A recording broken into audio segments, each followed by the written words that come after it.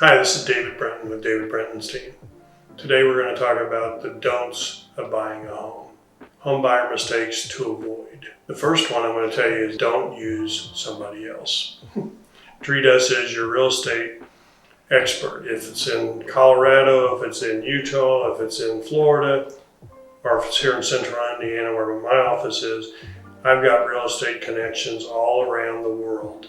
And if you trust me, I can get you somebody that I trust and can make that connection, help you get treated the way you want to be treated. Second is, don't start looking until you're pre-approved. It serves no purpose. It just creates additional stress on you. So, unless you know what you're looking for, what are you going to go look at? So, the first step in that process is choose a professional realtor. You want to work with somebody who's going to look out for your interests, help you find the home that meets your needs and fills your wants and desires the best it can. Secondly, whether it's from your realtor or another source, you want to choose a lender. Most good realtors have relationships with many good lenders, and they can make that introduction, but you may know somebody who just closed on a home or who is in the lending business. But you want to choose one, a professional realtor, and two, a lender to start the process. The pre-approval process itself is not bad. The lender's going to talk with you. He's going to ask you questions about what your income is, your debts, your expenses, student loan situations, a variety of things, and then going to gather data. You're going to be asked to provide data to back up all the answers that you provide to the lender. But once the lender gathers that information, runs you through an underwriting system or past a live underwriter, basically they're going to come back and tell you, you're approved or pre-approved for this amount of money. And what that means is, assuming that everything stays the same, is that you can go out and look at homes within that price range that the lender's given you, and assuming that the home appraises for the proper purchase price, then you're ready to move forward. So now you know the first step in buying a home is figuring out what you can afford. So the second don't is don't open any new credit card debt. Credit cards can change your pre-approval. Your lender's looked at all your financial information, and when you go and make changes to it, it's going to affect your pre-approval. There's many things that you want to avoid doing, but opening new credit is one of them. So, yeah, you're excited, you've picked out the house, you're ready to move in, and oh my gosh, the neighborhood furniture store's got a living room suite that you're just dying to have, and you want to go down and they offer 90 days or 180 days, same as cash, and you sign that paperwork, and the next thing you know, you just opened a new credit line and you may not qualify for the house. So no major purchases, cash or credit. You want to not make any major purchases during this time because your lender has verified you have the amount of money you need to put down when you purchase the home. You go out and spend that cash on things you need and you don't have the money to pay the closing costs. Now you're unable to complete your home purchase. There's many other things that you want to avoid doing. One is no late pays. You can't have any late payments during this process. The lender's approved you based on your credit score and the credit report at the time of your application. You've got to keep paying your bills on time so that you remain in the same credit worthiness as you were when the loan was approved. Another thing that a lot of people don't think about is they decide, I want to switch banks because that bank's closer to my work, or this bank has a special promo. If I open a new account, I get a free toaster or whatever. Do not change banks during this process because you're going to need the bank history from the other account for this pre-approval process and the loan closing. So if you want to change banks, wait until after the day of closing. Another thing that can cause you problems is if you make cash deposits into your bank account. Maybe you sell a car for $5,000 and you deposit $5,000 into the bank. You've got to have a paper trail on where that money comes from.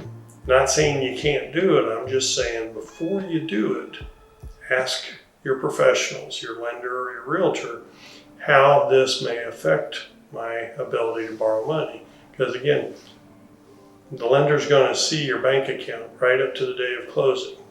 They're going to see that you made a large deposit or a large withdrawal. So again, not saying you can't do it, but you got to document that process. So the don't is don't make large cash deposits without checking with a professional and getting the proper paper trail.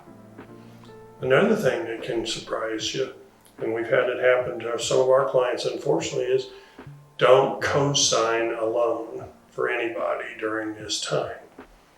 Maybe a child or a cousin or a sibling, whatever, and they need somebody to sign for an apartment lease, a car purchase, or whatever. You are obligating yourself to that responsibility, even though all you are doing is co-signing. But that may reduce the ability for you to borrow as much money as your lender approved you for because you took on an additional commitment.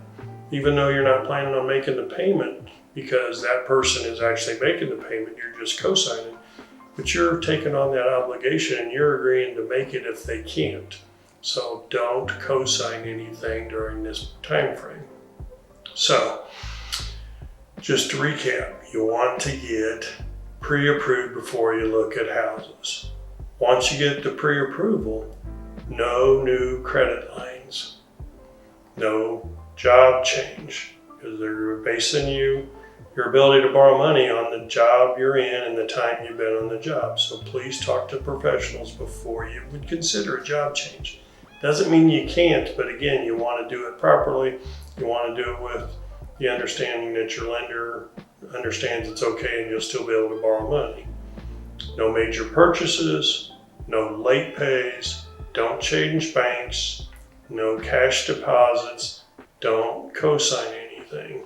Okay? Those are big don'ts to do in this process. The other major don't is don't max your credit out. Your lender approved you with a certain amount of credit in your name. So let's use an example. You've got a $10,000 limit on a credit card, and when you made the application, your balance was $2,000, and now it's run up to $5,000 or $6,000.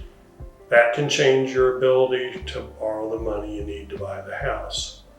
It can also affect your credit score.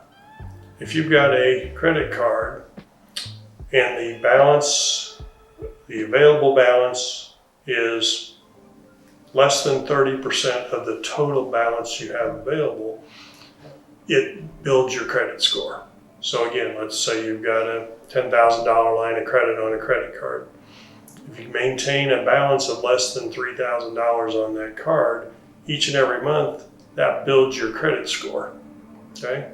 If your balance gets between 30 and 50%, or in that case $3,000 to $5,000, it quits increasing your credit score.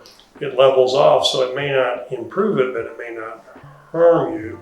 But again, your lender's going to look and say, you're not able to meet your bills, you're running your credit up since we pre-approved you, what's going on in your life? Because again, nothing's private when you're going through this process. If you have more than a 50% balance on your credit card of the available balance, each month it reduces your credit score. So you want to keep that in mind, because let's say the loan program that you're using requires a minimum credit score of 740 or 720, and you ran up a little bit of credit card balance on that, you didn't pay it quite as much as you normally do, and now your credit's available is over 50% and your score drops to 730 or 736 or 738 and it was a 740 minimum. You may not qualify to complete that home purchase over just a minute thing such as that. So again, be cautious. Again, while you're doing this process of buying a home and getting a mortgage, your life is an open book. The lender's watching everything you do, Because again, they're making a decision to loan you a lot of money, and they want to make sure that what you're telling them is what you're doing. So it's not all bad. It's all good habits to get into. It's just that while you're buying a home, requires extra scrutiny on your part. So if you got questions, comments, thoughts, please reach out to us. We'll be more than happy to answer your question. Again, this is David Brenton with David Brenton's team. My team and I would love to help you on the journey to buy a home, but more importantly, help you avoid the mistakes you don't want to make in that process. Thanks for watching.